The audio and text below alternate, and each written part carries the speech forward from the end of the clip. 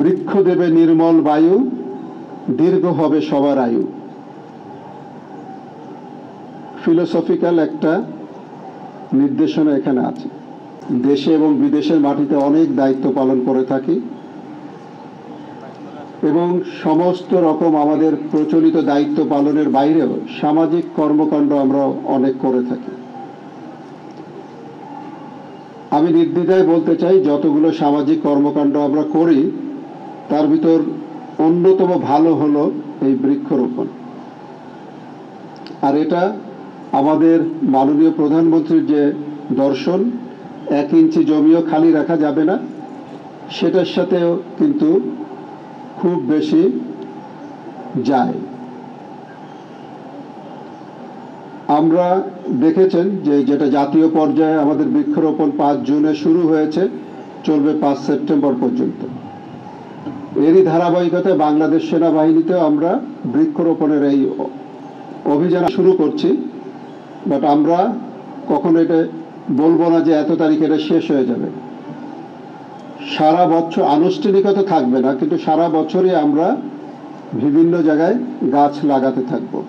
আমরা সকল সেনানিবাস ছাড়াও ডিওএইচএস এবং জলসিঁড়িতেও বৃক্ষ লাগাচ্ছি। এই বৃক্ষ শুধু ফলজ নয়, এটা বনজ, ঔষধি সব রকম গাছের বা সৌন্দর্যবর্ধক সব রকম গাছেরই সমারোহ এটার ভিতরে আছে। প্রায় 3 লক্ষের কাছাকাছি গাছ আমরা লাগানোর জন্য পরিকল্পনা করেছি। বাট আমি নির্দ্বিধায় বলতে পারি যে এই সংখ্যা আমরা ইনশাল্লাহ ছাড়িয়ে যাব। গাছ লাগানোর সময় একটা জিনিস মনে রাখতে হবে যে গাছ লাগিয়ে এটার যত্ন না নিলে এই গাছ লাগানোতে কোনো লাভ নেই। আমি সবার প্রতি সনির্বন্ধ অনুরোধ রাখবো যে আপনারা গাছ লাগিয়ে এটার যত্ন নেবেন। এই গাছ লাগালাম, তারপরে এটা মরে গেল, আমার সমস্ত প্রচেষ্টাটাই অর্থহীন হয়ে যাবে। অন দ্যাট কনটেক্সট আমাদের অবশ্যই গাছ লাগিয়ে যত্ন করতে হবে, যাতে করে নিশ্চিত হতে পারি এই গাছটি বেঁচে যাচ্ছে এবং যে উদ্দেশ্য নিয়ে লাগানো হয়েছিল সেই উদ্দেশ্য পূরণ হচ্ছে। আমরা অনেক সময় খুব দ্রুত ফল লাভ করতে চাই, এই জন্য যেসব গাছে খুব তাড়াতাড়ি ফল দেয় সেদিকেই আমরা বেশি ঝোঁক থাকি। কিন্তু বড় বড় বৃক্ষ রোপণ করলে এটারও অনেক লাভ আছে।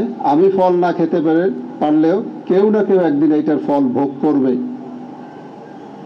এবং সবচেয়ে বড় মোস্ট ইম্পর্টেন্ট থিং হলো যে এটার থেকে যে ফল আসছে এটা কিন্তু আমাদের দেশের সার্বিক জিডিপিতে সরাসরি যোগ হচ্ছে।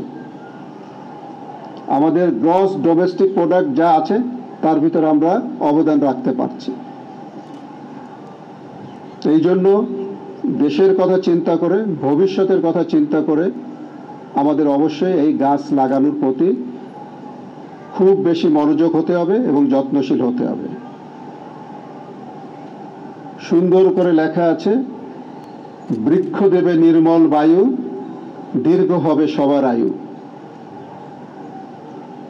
ফিলোসফিক্যাল একটা নির্দেশনা এখানে আছে। পরিবেশের কথা আমরা ভুললে হবে না। সারা বিশ্বই পরিবেশ রক্ষা এখন খুব সোচ্চার। আর এই পরিবেশের জন্য বৃক্ষরোপণের চেয়ে আর ভালো কিছু হতে পারে না। আসুন সবাই আমরা আন্তরিকতার সাথে এই দায়িত্ব পালন করি এবং সত্যিকার অর্থে একটা সুন্দর বঙ্গবন্ধুর যে স্বপ্ন ছিল সোনার বাংলা, সেটা গড়ে তুলি।